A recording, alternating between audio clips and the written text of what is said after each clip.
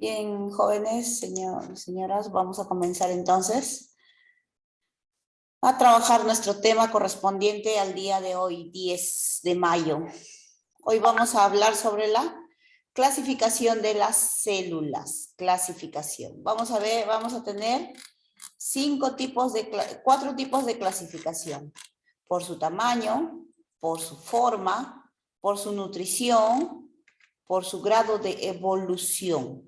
4 características o 4 clasificaciones según su forma de evolución de las células. Entonces, decimos que la unidad de medida, según el tamaño de la célula, vamos a tener macroscópicas, las grandes, las que podemos ver a simple vista, y las microscópicas, Para entender un poquito más estos términos, macro significa grande. Entonces, si nosotros que utilizamos, somos madres, creo que las 4. Perdóname, Evelyn, no sé si tú seas, pero bueno, y de la misma manera, estamos siempre utilizando el huevo, por ejemplo, el huevo común. El huevo es una célula, porque entendemos que del huevo nacen los pollitos, porque lo han empollado y todo eso, ¿no? Entonces, un solo huevo es una célula macroscópica. Entonces, el huevo tiene sus partes. Lo que le pega el huevo a la cáscara es como una tela delgada.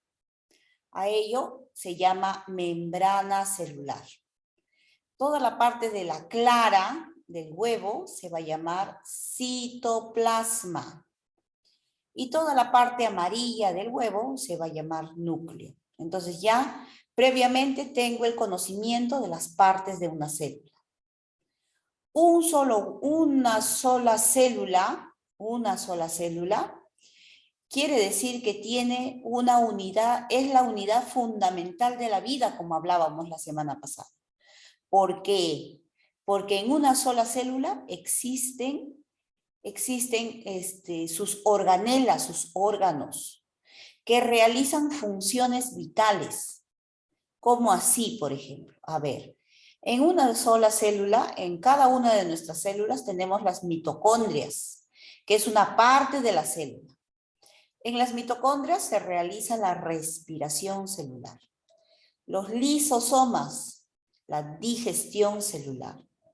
El retículo endoplasmático, que permite el ingreso y el egreso de las sustancias, es el que controla. El núcleo, que es el control de todas las partes o las funciones de la célula. Y dentro del núcleo se encuentra el ADN. En el ADN viene toda la información genética. Entonces, entendamos que solamente una sola célula significa vida. Por eso es que desde el momento de la concepción, cuando se une un óvulo con un espermatozoide, después de las 72 horas, es más probable que se inicie la vida. Por eso, una sola célula es la unidad fundamental de la vida, porque cumple funciones vitales. Y nosotros somos seres multicelulares, como hablábamos la clase pasada, o pluricelulares también. Entonces, miren, ahora estamos viendo según su tamaño, macroscópicas, que son grandes, y microscópicas, que son las más que necesitamos de un microscopio para poder observar. Con la ayuda de este artefacto, de este instrumento electrónico, observamos a la célula. La unidad de medida de la célula es la micra. La célula humana tiene 10 micras. La mayoría de las bacterias tiene una micra. Los microplastos, bacterias que infectan las vías respiratorias, tiene 0,2 micras. Por eso es que el SARS-CoV, que era uno de los virus que nos ha atacado en esta pandemia, tiene una medida de 0,2 y ello viajaba en las microgotas. Cuando nosotros hablamos, expedimos, eliminamos vapor, agua, pero también eliminamos ciertas microgotas de saliva. Y por ahí era una de las formas que nos hemos contagiado. Por eso que se implementó el uso de mascarillas y todos los protocolos que ya hemos vivido. Entonces, así es el tamaño microscópicos y macroscópicos. Ahora, según su forma, decimos que cada una de las células cumple una misma función. A ver, por ejemplo, las células de mi piel son diferentes a las células sanguíneas, a la sangre roja, a nuestros glóbulos rojos, por ejemplo. Porque los glóbulos rojos tienen una forma bicóncava, como se muestra en la imagen. En cambio, las células de la piel, o sea, las células epiteliales, son de formas alargadas para que recubra todo nuestro cuerpo. Entonces, según la forma, vamos a encontrar las planas en la epidermis, o sea, la piel, las cúbicas, las que recubren el ovario, las cilíndricas, las mucosas intestinales, las isodiamétricas, que son casi esféricas, como por ejemplo las células vegetales y células animales, las poliédricas, las células vegetales, las bicóncavas, como los glóbulos rojos, las estrelladas o alargadas, las neuronas, las alargadas, las células musculares, o sea, toda nuestra carne, las esféricas, nuestros glóbulos rojos, y las amorfas, como los macrófagos o las amebas. Entonces, según su forma de cada una de las células, tanto en animales como en vegetales, tienen su forma definida. Cuando nosotros hemos visto, o en el libro también está, una célula animal y una célula vegetal, en el caso de la célula vegetal, lo tenemos que dibujar de forma rectangular. En cambio, la célula animal lo hacemos de forma cilíndrica. ¿Por qué? Miren, acá viene una explicación. Y aquí se entiende por qué las plantas no tienen movimiento propio. No hay plantitas que están corriendo. Por eso, justamente es por su tipo de célula. Las células, si nosotros le mandamos a dibujar a ustedes, que está en su libro, las células vegetales son de forma rectangular. En cambio, las células animales son de forma uvoide, media circular y es, porque tienen un movimiento propio. En cambio, las vegetales son rígidas. Por eso se le dice poliédricas. Eso sería según su forma. Ahora, según su nutrición, cómo se alimentan las células. Dentro de su tipo de alimentación vamos a tener a los autótrofas. Auto, uno mismo. Trofo significa comer. Entonces, alimentarse uno mismo. Pero no quiere decir yo me preparo y me alimento solo, eso no. Heterótrofos, los que necesitamos de otros alimentos para satisfacer nuestras necesidades. Nosotros necesitamos de otros elementos, otros alimentos. Si vamos a hacer una sopita, por ejemplo, necesitamos pollo, verdura picada, fideos, papitas, que no sé cuánto. Entonces necesitamos de otros seres o especies para poder preparar nuestros propios alimentos. En cambio, las plantas sí son seres autótrofos. auto uno mismo. Quiere decir, las plantas le echamos su agua y con ello elaboran sus propios alimentos. Las plantas, las algas, las cianobacterias, algunas bacterias y por quimiosintesis algunas otras bacterias. Muchas bacterias también son especies autótrofas. Entonces, entendemos que autotrófico son las especies que elaboran sus propios alimentos. Y a las plantas sí son unas especies que elaboran sus propios alimentos, porque solamente necesitan agua y con ello elaboran sus propios alimentos con ayuda del sol, el anhídrido carbónico, las sustancias del suelo, y con ello ellos fabrican sus propios alimentos. También hay entre los heterótrofos, vamos a tener a todo el hombre, a todos los animales, tanto vertebrados como invertebrados, pero también hay algunas bacterias y algunos protozoarios, que son especies heterótrofas. Las especies mixotrofas, o sea, mixtas, son especies que realizan comportamiento nutricional autotrófica o heterótrofa, según su condición de su medio. La Euglena viridis puede ser un alga o puede ser un protozoario. Entonces, esta especie, por ejemplo, es una de las especies mixotróficas, porque tiene la doble función de nutrición. También observamos por su grado de evolución. A ver, por su grado de evolución, vamos a tener dos, procariotas y eucariotas. Pro antes de, y eucariotas. Las células procariotas, son las más primitivas, que existen hace 3.500 millones de años. Su estructura es simple, carecen de núcleo. Este tipo de células están presentes en las arqueobacterias, bacterias y en las cianobacterias. Son las tres especies que se ha encontrado que tiene este tipo de célula.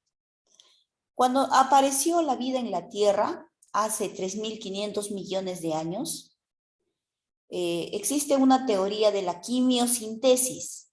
Dice que la vida apareció en la Tierra por las condiciones del momento. ¿Y cuáles eran esas condiciones? Habían volcanes, habían tormentas eléctricas, había amonio, pero principalmente había agua. Mira, más o menos la secuencia para que entiendan es así. Hace 18.000 millones de años, a través de la teoría del Big Bang, aparece la Vía Láctea. Se enfrió porque el Big Bang es un fuego incandescente que explotó. Esa explosión originó a los planetas. Por supuesto, también originó nuestro planeta, a la Tierra. Entonces, dentro de los 8 planetas está la Tierra. Y el fuego incandescente aún sigue siendo el Sol. El Sol se encuentra en el centro de nuestra Vía Láctea. Cuando se inició la vida, los planetas, hace 18.000 millones de años. Hace 5.000 millones de años,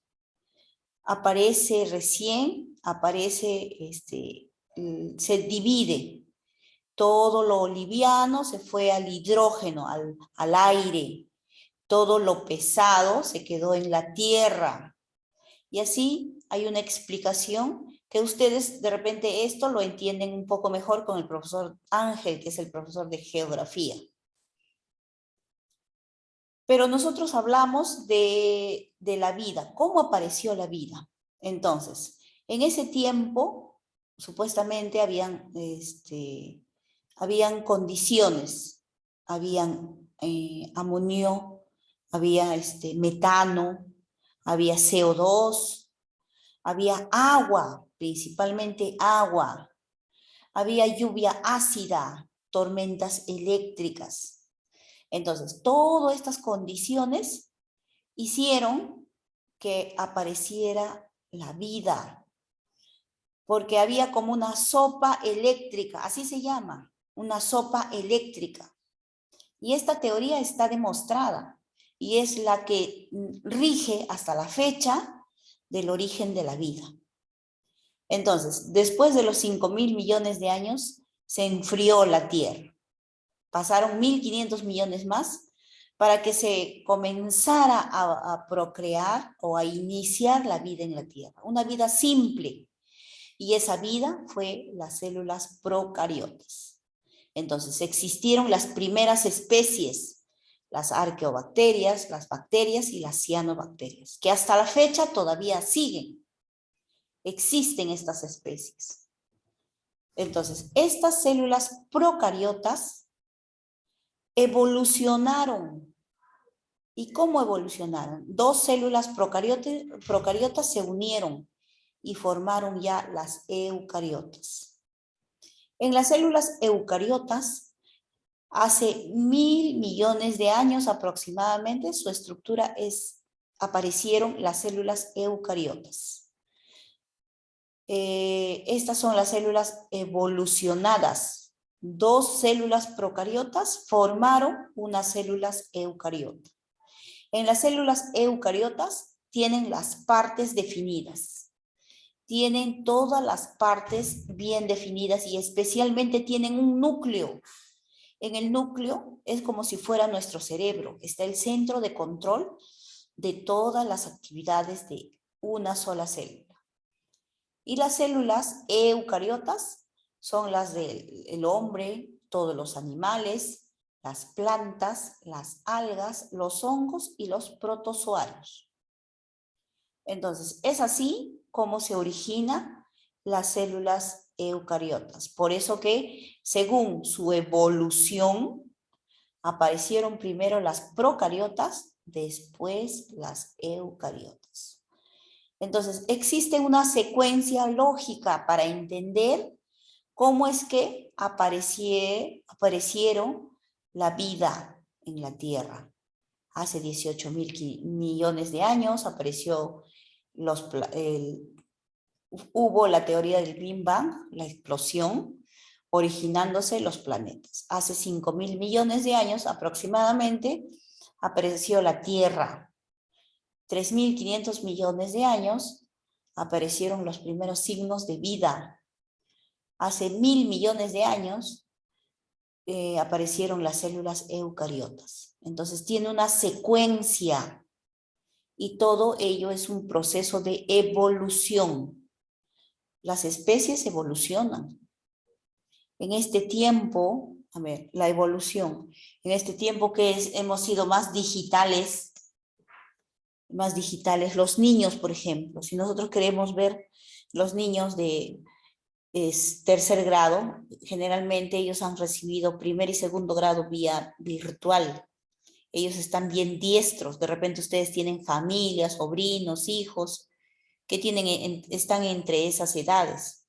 Para ellos la tecnología es mucho más fácil, para nosotros nos cuesta un poquito más, pero de la misma manera aprendemos. Entonces, todo evoluciona, todo cambia.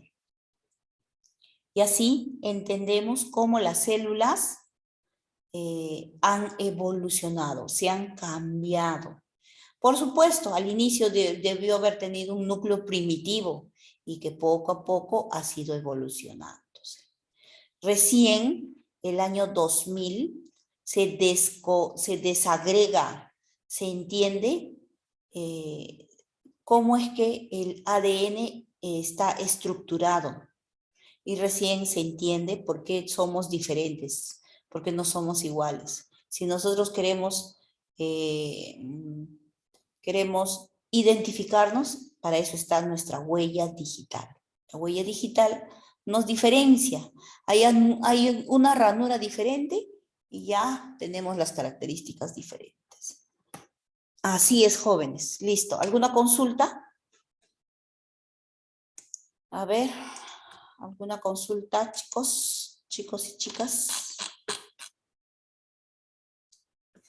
Hola, ¿hay alguien? Ya, mira, ya no voy a decir eso ya. María Luz, ¿me entendió? Evelyn, Ubaldina, Sí, profesora, sí está bien. Steven, Alexander, ¿entendieron? Alex, Steven. Bien, bueno, no me quieren contestar. ¿Qué vamos a trabajar hoy día? Les he mandado el archivo 10. Van a desarrollar un mapa conceptual. Mapa conceptual. Eso es lo que van a trabajar hoy día. Y el libro también tenemos que seguir trabajando. El libro vamos a trabajar la página, dije una página nomás, ¿ya? Ajá. Miss, que las preguntas no vamos a hacer solamente un mapa conceptual. Sí, primero mapa conceptual del tema de hoy. Ya. Y avancé Nada en más, el ¿no? libro, página 25. El resto ya está lleno, ¿ah? El resto del libro ya está lleno. Ahora estamos haciendo la página 25.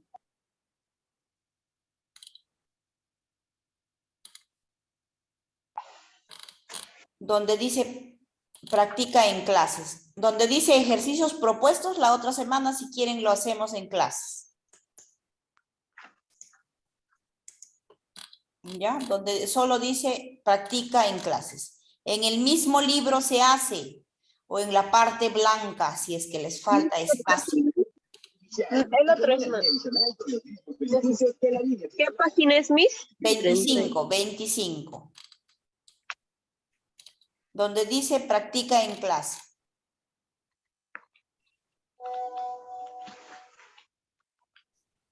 Ejercicios propuestos lo hacemos la otra semana.